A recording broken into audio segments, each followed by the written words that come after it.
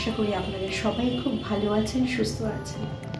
ন্যানোস family চ্যানেলে আপনাদের সবাইকে স্বাগত জানাই। আমার গলার আওয়াজটা শুনে বুঝতে পারছেন যে আমার শরীরটা হয়তো খুব একটা ভালো নেই, সত্যিই তাই। কিন্তু তা বললে কি হয়, শীত তো যেতেই বসেছে, কিন্তু তাতেও মটরশুঁটির প্রেম ছাড়া যায় না। এই মটরশুঁটি দিয়েই একটা অন্য জিনিস অন্য রকমভাবে বানানো যায়। আজকে তাই জন্য নিয়ে চলে এসেছি মটর পনির। চলুন তাহলে রেসিপিটা শুরু করা যাক। আর একদম কেউ স্কিপ করে যাবেন না, পুরো ভিডিওটা দেখার অনুরোধ রইল। আর যারা চ্যানেলটিতে নতুন অবশ্যই পাশে থেকে সাবস্ক্রাইব করবেন। মটর পনির বানানোর জন্য প্রধান উপকরণ কী লাগবে দেখে নিন, মটর আর পনির। চলুন তাহলে শুরু করা যাক। সবার প্রথমে পনিরটাকে কেটে নেব। সাইজটা যেন কিউব আকারের হয়, খুব বেশি ছোট হলে কিন্তু হবে না, তাহলে পনিরটা ভেঙে যাওয়ার সম্ভাবনা থাকে। তারপর পেঁয়াজটাকে ডুমো ডুমো করে কেটে নেব। এটা আবার ছোট করার দরকার নেই।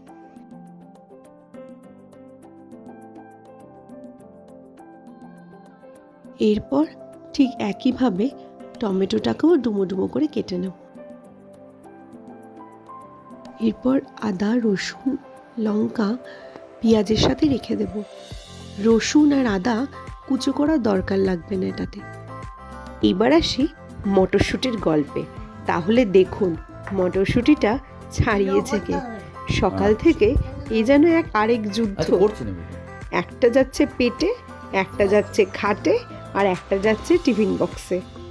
আর বাকি যে কটা দানা থাকে সেই কটা দানা নিয়ে হয়েছে হরিল লুটের বাতাসার মতন বাবার দিকে ছুঁড়ে ছুঁড়ে ফেলা।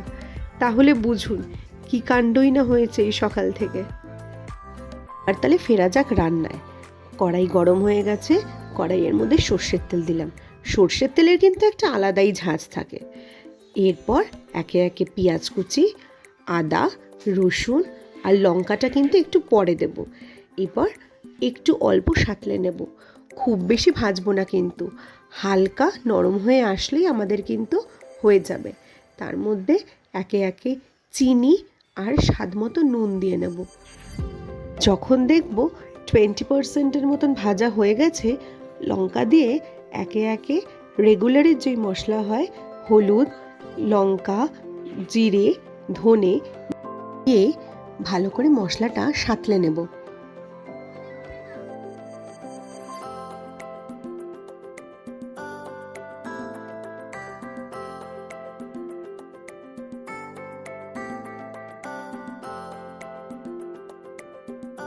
মশলাটা যখন কষে আসবে তার মধ্যে ফ্যাটানো টক দই দিয়ে ভালো করে সেমি কুক করে নেব।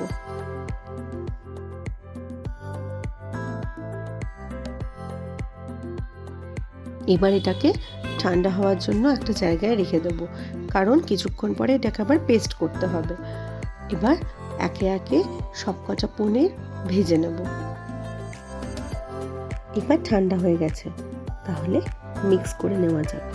ভালো করে একদম মিহি পেস্ট করে নিতে হবে। পেস্টটা তেলের মধ্যে দিয়ে ভালো করে সাঁতলে নিতে হবে। অন্যদিকে টমেটোটা পিউরি করে নিয়ে একসাথে দুটোকে ভালো করে সাঁতলে নেব। এরপর একে একে স্বাদ মতো নুন, লঙ্কার গুঁড়ো আর জিরে গুঁড়ো দিয়ে ভালো করে আবার একটু কষিয়ে নেব। আর কষানোটা যেই হয়ে যাবে তার মধ্যে মটরশুঁটিটা অ্যাড করে দেবো।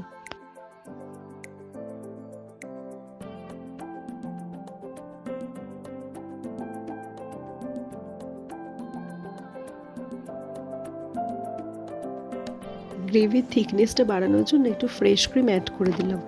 ভালো করে মিক্স করে সিম আঁচে কিছুক্ষণের জন্য ঢাকা দিয়ে রেখে দেবো। আজকে যখন ছেলেকে মটরশুঁটিটা ছাড়াতে দেখলাম, মনে পড়ে গেল নিজের ছোটোবেলার কথা। ছোটোবেলায় আমরাও এরকম ঠাকুমার সামনে বসে ভাই বোনরা মিলে একসাথে কত আনন্দই না করতাম। একদিকে মশলাটা কষানো হয়ে গেছে, তার মধ্যে অল্প একটু কাশ্মীরি মির্চ আর গরম মশলা গুঁড়ো দিয়ে ভালো করে মিক্স করে নেব। আর অলমোস্ট কিন্তু গ্রেভিটা ডান। এরপর ফাইনালি পনিরগুলোকে একে একে যোগ করব। এক্ষুনি কিন্তু নাড়াবো না, একটা দিক হয়ে গেলে ভালো করে উল্টো দিকটা নাড়িয়ে নেব, না হলে পনিরগুলো ভেঙে যাওয়ার একটা সম্ভাবনা থাকে।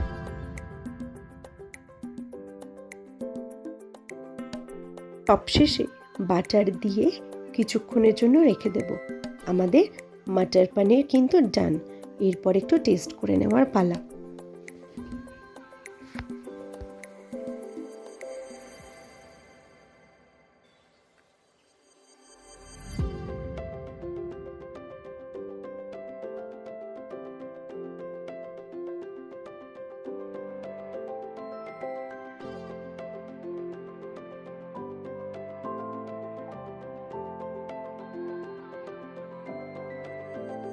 মটর পনির কিন্তু রেডি। এবার একটু টেস্ট করে নেওয়ার পালা। খেতে কিন্তু ভালো হয়েছে, আপনারাও টেস্ট করে দেখবেন। আর অবশ্যই চ্যানেলটির সাথে থাকবেন, সাবস্ক্রাইব করবেন। আবার চিয়ার্স মটর পনির।